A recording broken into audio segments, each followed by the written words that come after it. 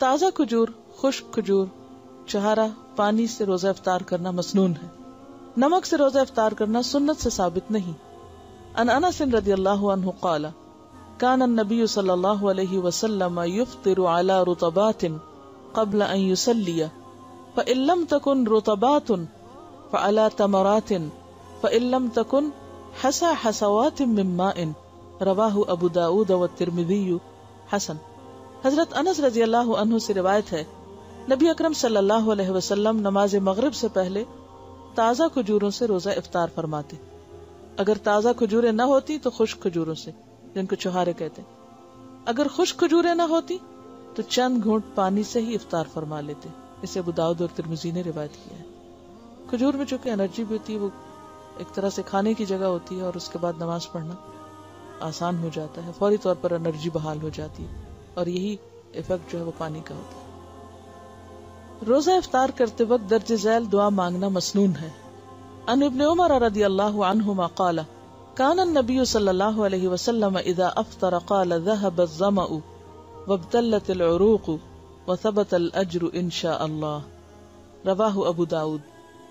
حضرت عبداللہ بن عمر رضی اللہ عنہ سے روایت ہے کہ نبی اکرم صلی اللہ علیہ وسلم جب روزہ افطار فرماتے تو یہ دعا پڑھتے: ذهب الظمأ وابتلت العروق وثبت الاجر ان شاء اللہ. پیاس ختم ہوئی، رگیں تر ہو گئیں، اور روزے کا ثواب انشاءاللہ پکا ہو گیا.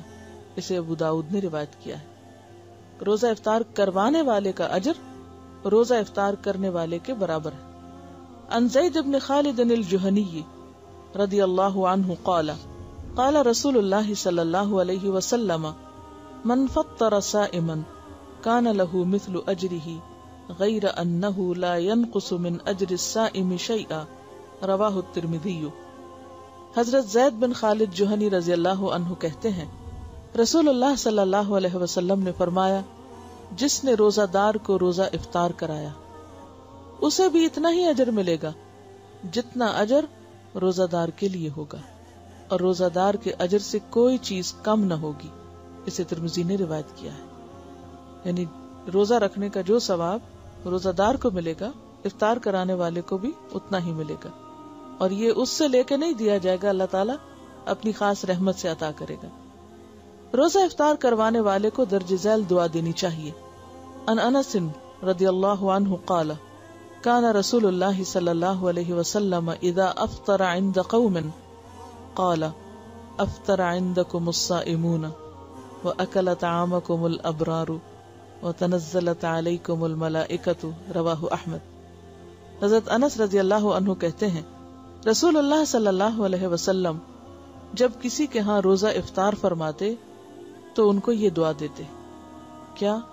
افطر عندکم الصائمون واکل طعامکم الابرار وتنزلت علیکم الملائکہ. اس کا ترجمہ ہے، روزہ دار تمہارے ہاں روزہ افطار کرتے رہے، یعنی آئندہ بھی تمہیں یہ موقع ملتا رہے. نیک لوگ تمہارا کھانا کھاتے رہیں، اور فرشتے تمہارے ہاں نازل ہوتے رہیں، یعنی رحمت لے کر. کسی بھی جگہ فرشتوں کا نازل ہونا باعث رحمت ہے، الا یہ کہ کوئی مجرم قوم ہو. اسے احمد نے روایت کیا ہے. اس کا یہ مطلب نہیں کہ باری باری افطاریاں ہی کرائی جائیں تو تب یہ ثواب ہو سکتا ہے. آپ ایک کھجور سے، ایک گھونٹ پانی سے بھی کسی کا روزہ کھلوا دیتے ہیں تو اس سے بھی یہ ثواب. ویڈیو کے نیچے سبسکرائب کے بٹن پہ کلک کریں، بیل کے آئیکن پہ کلک کیجیے تاکہ ہر نئی ویڈیو